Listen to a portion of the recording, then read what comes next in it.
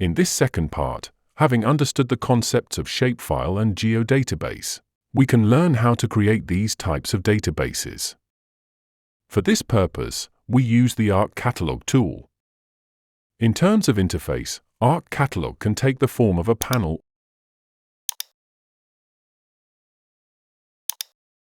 or a view. The view is made up of a content panel on the left and the view itself in the center. The panel lists the contents of a series of groups, project, portal, computer, and favorites. The central window of the view shows the content of the group selected in the Contents panel.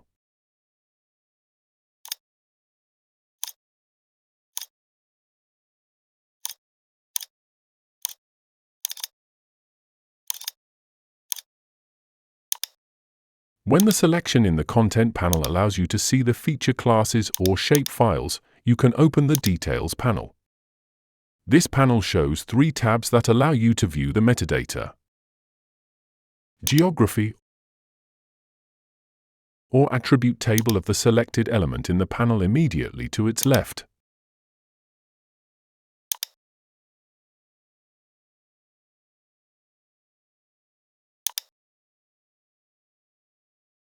The Catalog panel on the right is a condensed version of the view, with the groups structured as tabs. Each of the tabs lists the respective contents. For creating shapefiles and geodatabases, there is no difference between using one or the other catalog access mode. My preference is for the more concentrated panel. I'll therefore close the view and continue. The first database I want to create will be a shapefile. For the sake of organization, I've created a folder in the project folder called SHPs, inside which I'll store all the project's shapefiles. Inside, I order the creation of a shapefile. In the Tool panel, we now have to enter the name of the shapefile, for example, trees. Select its geometry type, whether it is a point, whether or not to activate linear referencing or 3D geometry,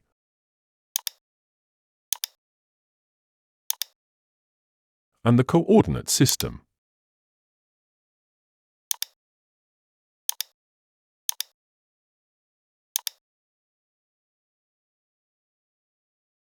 I draw your attention to the icons that represent the shapefiles in the ArcCatalog, which allow you to instantly identify the type of geometry they contain.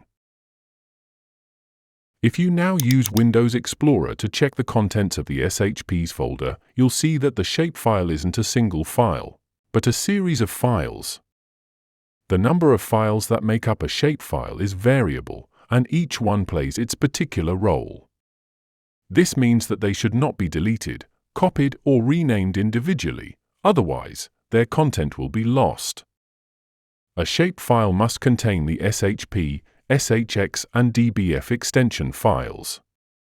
The SHP extension file records the geographical component of the object stored in the shapefile. The DBase file, with a DBF extension, records the attributes of the objects or the key attributes that regulate connections to other tables. The file with the SHX extension is responsible for positionally indexing the geometry of the object stored in the SHP file. In addition to these, there may be others, including the PRJ extension file, which stores information on the shapefile's coordinate system. For more information on shapefiles, please consult the Esri technical document that I have made available to you on Moodle. The creation of a shapefile is usually completed by defining its attributes, but this procedure is identical to that of geodatabases, which is shown below. To practice, I suggest that you try creating shapefiles for line and polygon geometries on your own. Regarding the creation of geodatabases, although ArcGIS Pro creates one dedicated to the project, we are going to create another one to demonstrate the process. Run the new command once more, and finish with File Geodatabase. We changed its name to one appropriate to the theme it is intended for and proceeded to create feature datasets and feature classes. In the window that shows the creation of the dataset, we must enter its name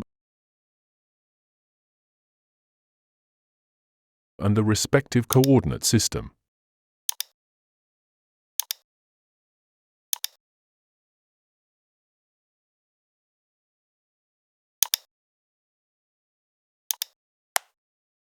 The new feature class command triggers a new window where we must enter its name,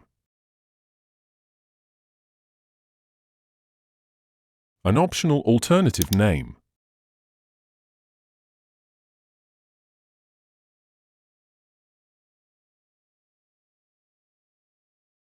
its type, whether it will store linear referencing coordinates, as well as the use of 3D or 2D geometries only.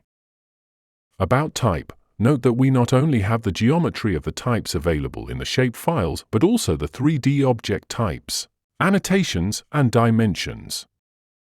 Annotations, in particular, are an exciting and practical way of managing labels individually, that is, assigning different fonts and font sizes, variable rotation angles, individualized anchor points, and a host of other label properties that will improve the appearance of the maps to be produced. Linear referencing is the method of storing and geographically locating data using relative positions along a line, measured without the need to explicitly use x, y coordinates or an address.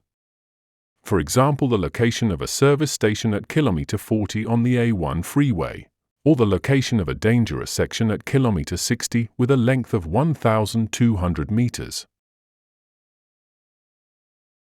The next step allows you to create attribute fields. By default, all feature classes contain the object ID and shape fields. The object ID field is an automatic, non-editable field that is used as a unique identifier for records. The shape field, also non-editable, stores the geometric information of the records, coordinates of points or vertices of lines or polygons, among other things. The remaining fields are the responsibility of the user. Possible types also include short integers, long integers and big integers, single precision and double precision real numbers, text, date and time, GID, and raster. This distinction is related to the values that can be stored in each of them, which you can check by searching the ArcGIS documentation for the term ArcGIS Pro field data types. In short, for short integers, you can store numbers between -32,768 and 32,767. For long integers, numbers between -2,147,483,648 and 2,147,483,647. For big integers, numbers between -9 quadrillion, 7 trillion, 199 billion, 254,740,991, and 9 quadrillion, 7 trillion, 199 billion, 254,740,991. For single precision or floating point numbers, values can range approximately from -3.4 by 10 to the power of 38 to 1.2 by 10 to the power of 38. Double precision numbers extend this range to values close to -2.2 by 10 to the power of 308 to 1.8 by 10 to the power of 308. In addition to numeric values, other types of attributes can be used, such as text, date and time, GID, and raster. Date and time attributes are used to store temporal information, either together or separately. The GID attribute, or Global Unique Identifier, is a field used to store the unique identifiers of the records in a database. These global identifiers are particularly useful when establishing links between different databases or when replicating databases. Raster fields can store images as attributes of objects. About these types of data, we recommend searching the ArcGIS documentation for the term, adding raster datasets as attributes in an ArcGIS Pro feature class. So, let's create some fields. For example, field _1 of type long integer, field _2 of type double precision, and field _3 of type text with a length of 50 characters. Please note that you cannot duplicate the names of feature classes within the same geodatabase, regardless of whether they are located in different datasets. If you make a mistake, the characteristics of the fields can still be corrected, as the creation process has not yet been completed.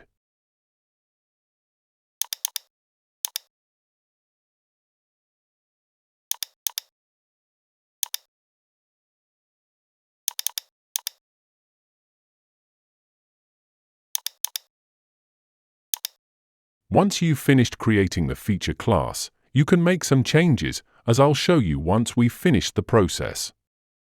The next window allows you to check or define the coordinate system. In this case, as the feature class is located inside a dataset, its coordinate system must be the system of the dataset. If the feature class was located outside a dataset, the respective coordinate system would have to be selected. The spatial relationship between objects depends on the tolerance values.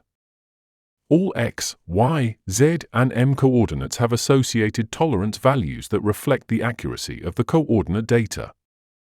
The tolerance value is the minimum distance between coordinates. If one coordinate is within the tolerance value of another, they are interpreted as being in the same location. This value is used in relational and topological operations to determine whether 2 points are close enough for the same coordinate to be assigned to them, or whether they are far enough apart for each to have different coordinates. For this parameter, it is advisable to adopt the default value, 1 mm. Resolution represents the detail with which a feature class records the location and shape of its objects. It is the minimum distance, in cartographic units, that separates the unique x values and the unique y values in the coordinates of the geographic feature. For example, if a spatial reference has an x-y resolution of 0.01, then the coordinates x equals 1.22 and x equals 1.23 can be stored as separate coordinate values, but the coordinates x equals 1.222 and x equals 1.223 will both be stored as 1.22. Finally, the default values for the storage configuration are confirmed and the creation of the feature class is completed. By repeating the procedure, you could create other datasets and other feature classes, but I think that this task can be left for you to do later in autonomous work. Once the process is finished, if you want to change the structure of the feature class, use the Data Design Fields command.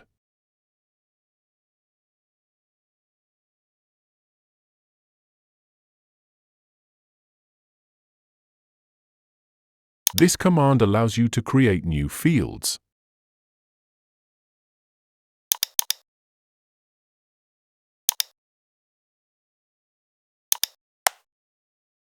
Delete. And change the name of existing fields. But it does not allow you to change the type of existing fields.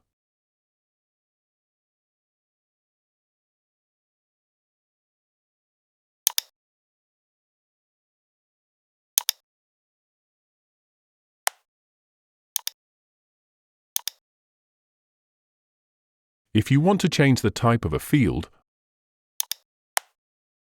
first delete the field and create a new field with the desired type. Also note that in addition to the fields we defined initially, there are 2 extra fields created by ArcCatalog, called shape_length and shape_area. These fields are created automatically for feature classes of the polygon type, and will automatically count the perimeter and area of the polygons expressed in the project units, in this case, meter and square meter respectively. In the case of feature classes of the line type, only the shape_length field is created, which will record the length of the lines in the project units, in this case, meter. These are 2 very interesting fields, in particular because they maintain their values automatically, thus ensuring that the values entered in them are permanently updated, unlike the shapefiles.